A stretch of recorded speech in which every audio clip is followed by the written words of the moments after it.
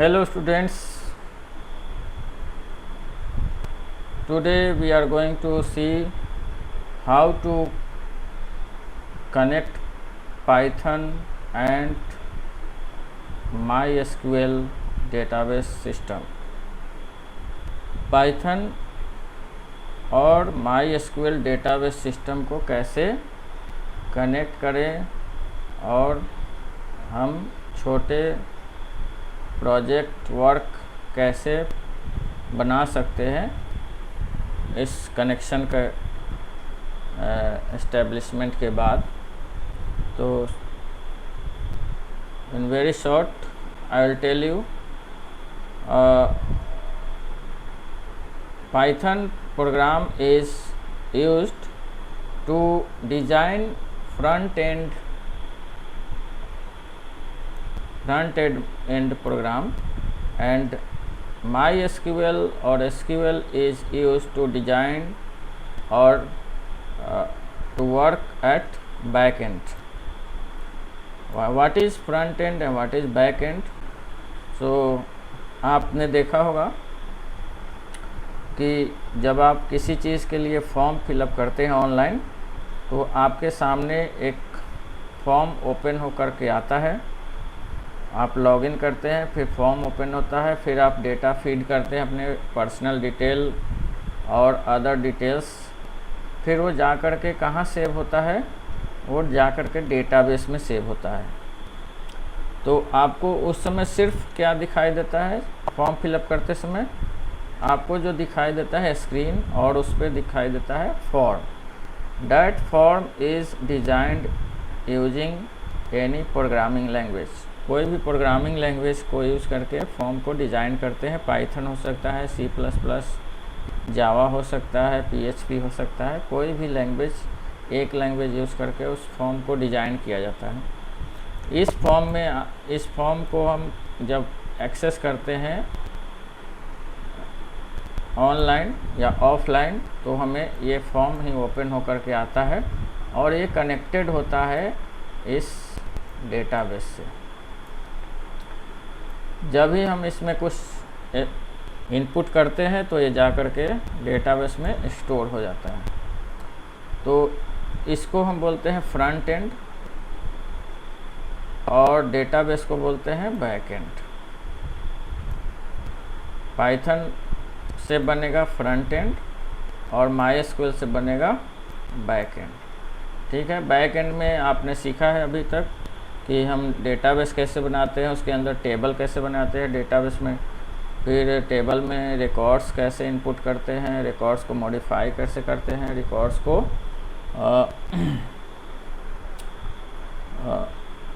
Delete करना, update करना, alter table में चेंजेस लाना, ये सब कैसे करते हैं ये आपने देखा है पिछले वीडियोस में, और ऑलरेडी हमारा वीडियो अपलोडेड है। आप उस पर जा कर के दोबारा भी देख सकते हैं।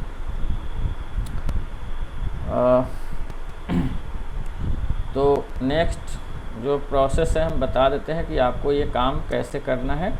तो सबसे पहले जो है आपको अपने सिस्टम में दो चीज़ होना चाहिए। क्या होना चाहिए?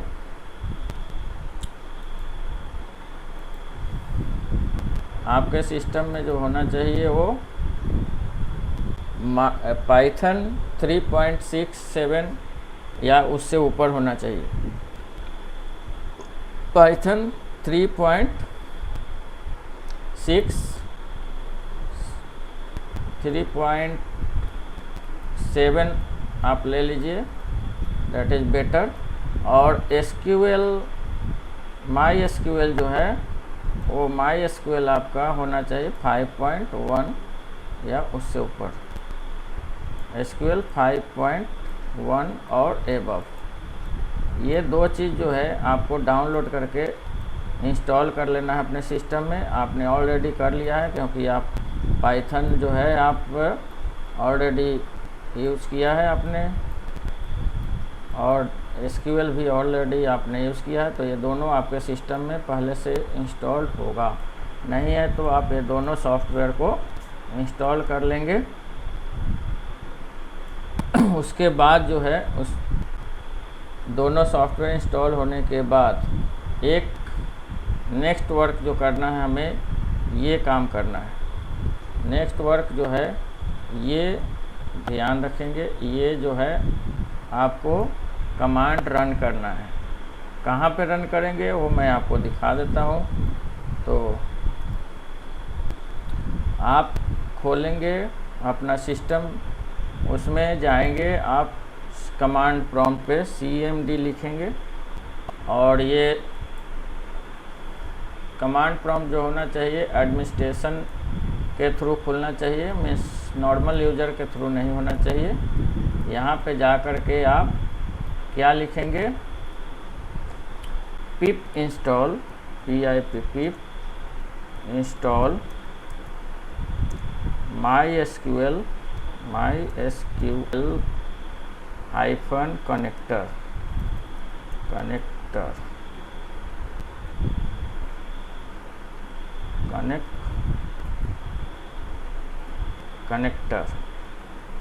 और एंटर प्रेस कर देंगे।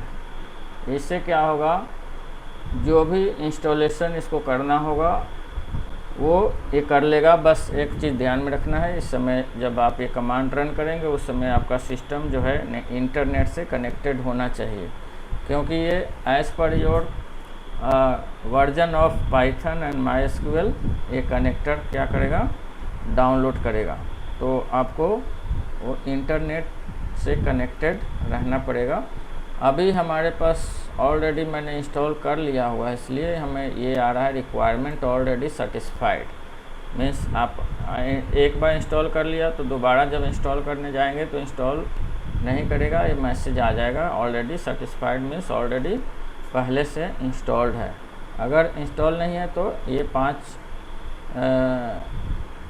1 या 2 मिनट लेगा, डिपेंड्स ऑन इंटरनेट स्पीड, और ये इंस्टॉल कर लेगा। 11 या 12 MB का ये कनेक्टर होता है, ज़्यादा बड़ा साइज़ नहीं है, 12 MB मैक्सिमम। तो 12 MB का ये कनेक्शन डाउनलोड करने के बाद आपको यहाँ से एग्ज़िट हो जाना है, क्विट कर देना है।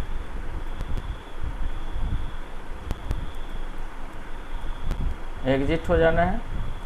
अब ये हमारा इंस्टॉल हो गया इस कमांड से कनेक्टर, और पाइथन और MySQL इंस्टॉल्ड हैं ही पहले से। अब हम क्या कर सकते हैं, दोनों सॉफ्टवेयर के बीच में कनेक्शन इस्टेब्लिश कर सकते हैं। तो कनेक्शन इस्टेब्लिश हुआ कि नहीं, उसके लिए आपको ये जो है 3 लाइन टाइप करना है और चेक करना है। ये 3 लाइन टाइप करेंगे आप। मैं न्यू फाइल खोलता हूँ और इसको कॉपी करके आपको बता देता हूँ। यहाँ पे पेस्ट किया और ये सिंगल कोट में रखेंगे तो ज़्यादा ठीक है। जितने भी इक्वल टू के बाद लिखे हैं इसको सिंगल कोट में रखेंगे, और डेटाबेसेस इक्वल टू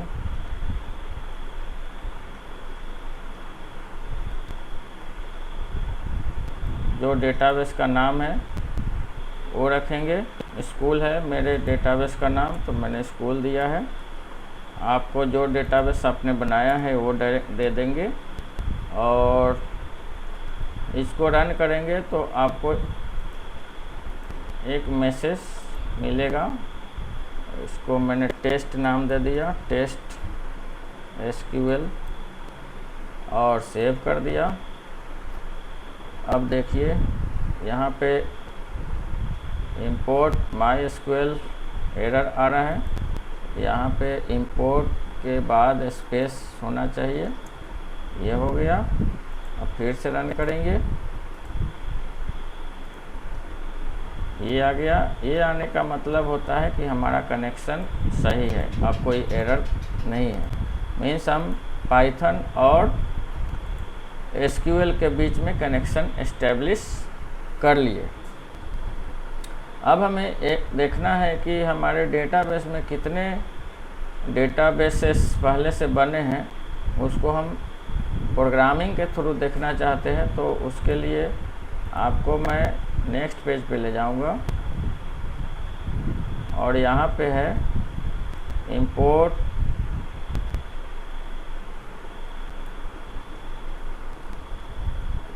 दो तीन लाइन कॉमन है पहले वाला की तरह, और इसको मैं यहाँ पे पेस्ट कर देता हूँ।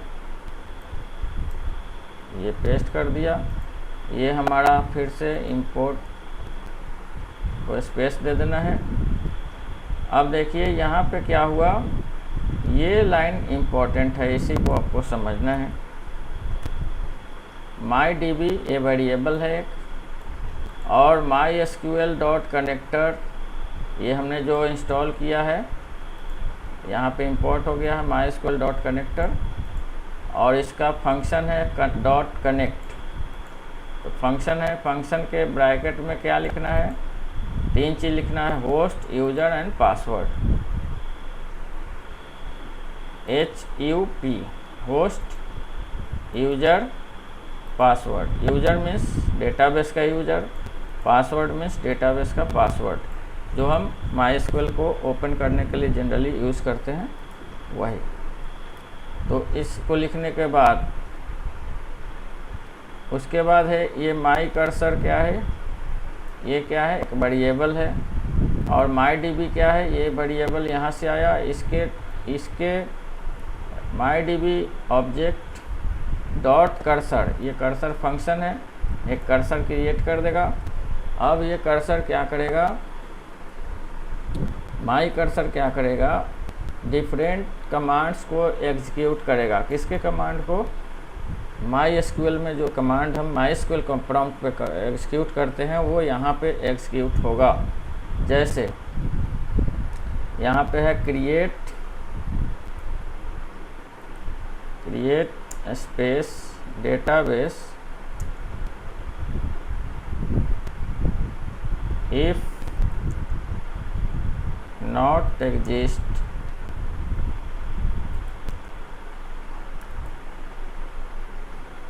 Create database if not exist school. अगर स्कूल डेटाबेस नहीं है पहले से बना हुआ तो ये क्या करेगा, कमांड नया डेटाबेस स्कूल क्रिएट कर देगा। नहीं है बना हुआ तब, अगर बना हुआ है तो ये डेटाबेस क्रिएट नहीं करेगा। उसके बाद है show databases. Show database command आपको मालूम है, शो डेटाबेसेस से क्या होता है, जितने भी डेटाबेसेस क्रिएटेड है MySQL के अंदर वो सारे क्या करेंगे, आपको दिखाएंगे। अब यहाँ पे एक फॉर लूप लगा दिया, for x in my cursor. My cursor में क्या हुआ, सारे डेटाबेस आकर के एक शो डेटाबेस के कारण सारे डेटाबेस माई कर्सर में आकर के क्या हुआ, स्टोर हो गए। अब उसको डिस्प्ले करना है कि कितने डेटाबेस है, तो हम for x in my cursor लगा दिए और प्रिंट x कर रहे हैं, तो बारी बारी से सारे डेटाबेस का नाम जो है क्या होगा, प्रिंट हो जाएगा। ठीक है, अब इसको रन करेंगे तो देखिए यहाँ पे फॉर लूप है, फॉर लूप के बाद इंडेंट होना चाहिए, एक टैब अंदर आपको प्रिंट कमांड लिखना है, तो इंडेंटेशन का भी ध्यान रखना है। रन करेंगे, अब देखिए यहाँ पे हमारे डेटाबेस के अंदर ये सारे डेटाबेस हैं, MySQL, MySQL, performance schema, school test. इसमें MySQL एंड स्कूल टेस्ट तीन हमने बनाए हैं, बाकी जो है बाय डिफ़ॉल्ट आप जब SQL इंस्टॉल करते हैं तो बना हुआ मिलता है। तो इस तरह से आप देख रहे हैं कि ये कमांड लिखने से क्या हो रहा है, आपके डेटाबेस से उठा करके सारे डेटाबेस को यहाँ शो कर रहा है। ये किसके कारण हो रहा है, पाइथन के कोड के कारण हो रहा है। ये पाइथन में कोड लिखा गया है और ये वर्क किस पे कर रहा है, वर्क कर रहा है MySQL के साथ। तो कितना इंटरेस्टिंग चीज़ है, आपको ये करने में और एक्सिक्यूट करने में बहुत अच्छा लगेगा। आप इससे प्रोजेक्ट वर्क भी कर सकते हैं। नेक्स्ट है डेटाबेस तो हमने क्रिएट कर लिया। अब हम क्या करेंगे, टेबल क्रिएट करेंगे और उस टेबल में क्या करेंगे, डेटा डालेंगे। तो ये देखिए आपको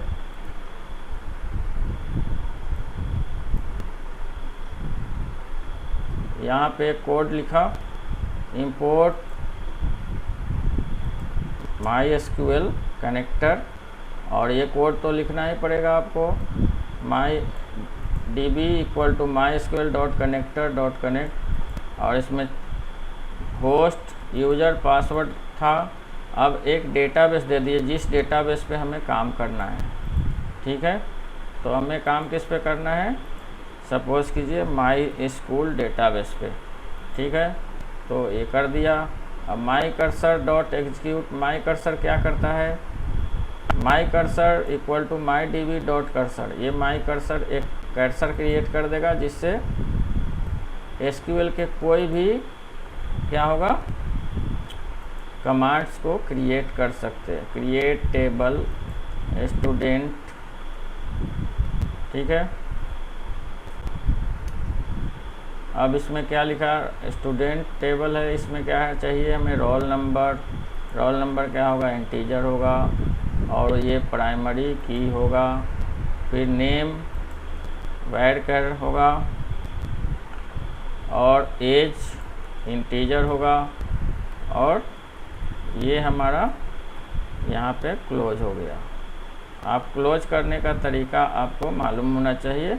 ये पूरा का पूरा स्टेटमेंट जो है डबल कोट्स में क्लोज होना चाहिए। ठीक है, और जितने ब्रैकेट ओपन है उतने ब्रैकेट क्लोज करने पड़ेंगे। तो इससे क्या हो जाएगा, स्टूडेंट नाम का आपको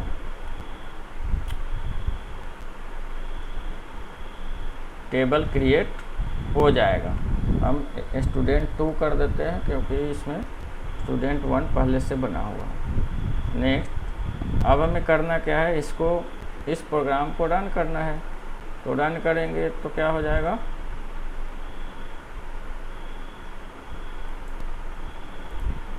टेबल क्या हो जाएगा, क्रिएट हो जाएगा स्टूडेंट 2 नाम से। देखिए यहाँ पे कोई एरर नहीं आया, तो क्या हुआ, इसका मतलब है टेबल हमारा क्रिएट हो गया। अब इसको कैसे चेक करेंगे कि टेबल क्रिएट हुआ कि नहीं, स्टूडेंट 2, तो हम इस पे जाएंगे MySQL पे और इसको देख लेते हैं।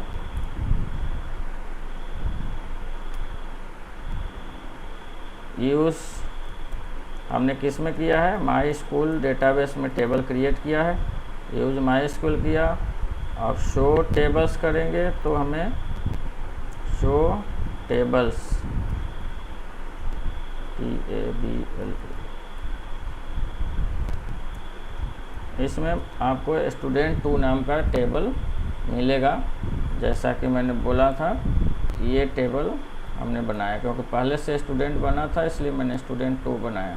तो ये टेबल मिला। अब इसमें जो जो हमने दिया था कॉलम वो है कि नहीं, तो डिस्क्राइब DESC डिस्क्राइब स्टूडेंट 2 लिखा। देखिए इसमें रोल नंबर, नेम और एज 3 ही फील्ड था, 3 फील्ड इसमें आ रहा है। यहाँ पे हमने 3 फील्ड दिया था, रोल नंबर, नेम और एज, ये 3 आ रहा है। तो इस तरह से हम क्या कर सकते हैं, टेबल भी बना सकते हैं। टेबल बना हुआ है, अगर पहले से बना हुआ है तो बनाने की ज़रूरत नहीं है, फिर हम उसको यूज़ कर सकते हैं। तो नेक्स्ट पार्ट जो है, टेबल में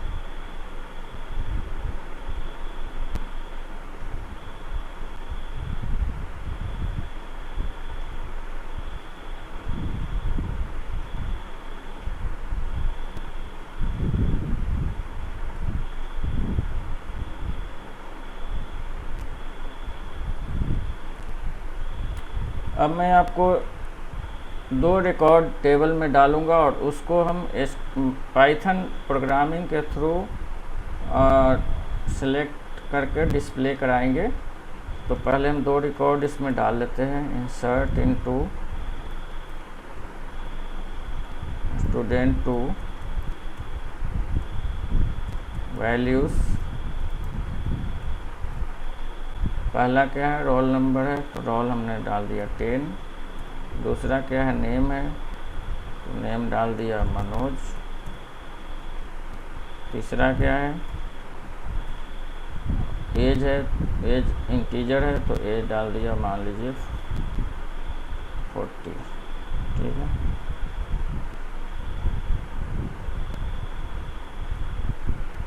इसको एक्सिक्यूट करेंगे। एक आ गया।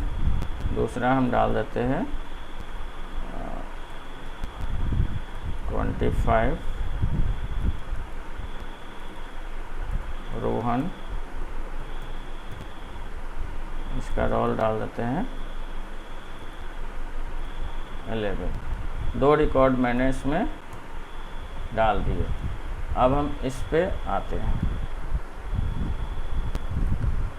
हमें ये 2 रिकॉर्ड क्या करना है, इस टेबल से निकाल करके प्रोग्रामिंग के थ्रू रिकॉर्ड्स को डिस्प्ले करना है। तो हम क्या करेंगे, तो इसके लिए हमें क्या करना है, ये आपके सामने है।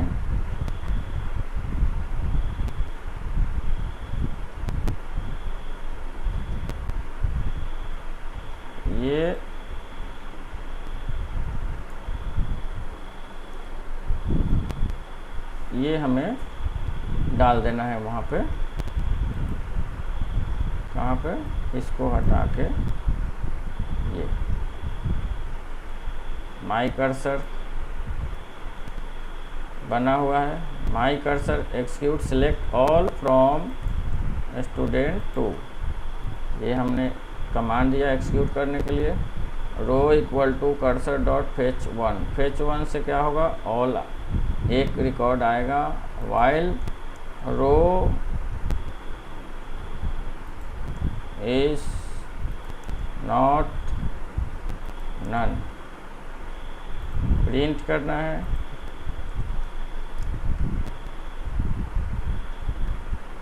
फिर row equal to my cursor fetch 1 record fetch करना है और उसको प्रिंट करना है। कब तक, while row is not none, जब तक रो हमारा एम्प्टी नहीं मिलता है, रिकॉर्ड एम्प्टी नहीं मिलता है। ओके करेंगे। अब देखिए यहाँ पे 2 रिकॉर्ड आपके सामने जो है ये कहाँ से आ गया, स्टूडेंट 2 टेबल से उठा करके आ गया। तो इस तरह से जो है आप डेटाबेस से कनेक्शन कर सकते हैं। इसमें ये लिखना है import mysql डॉट कनेक्टर, उसके बाद एक कनेक्शन का लाइन है, इसको लिखने से कनेक्शन इस्टेब्लिश होता है। फिर यहाँ से जो है आप जिस तरह का कमांड देंगे, सेलेक्ट कमांड तो सिलेक्ट आएगा, अपडेट कमांड देंगे अपडेट आएगा। और इस तरह से आपको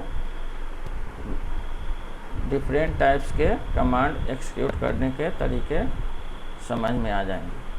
और इससे आप छोटे से प्रोजेक्ट पे काम कर सकते हैं, जैसे किसी डेटाबेस में रिकॉर्ड भेजना, उस डेटाबेस से रिकॉर्ड दिखाना, डेटाबेस में रिकॉर्ड अपडेट करना, डिलीट करना, मॉडिफाई करना।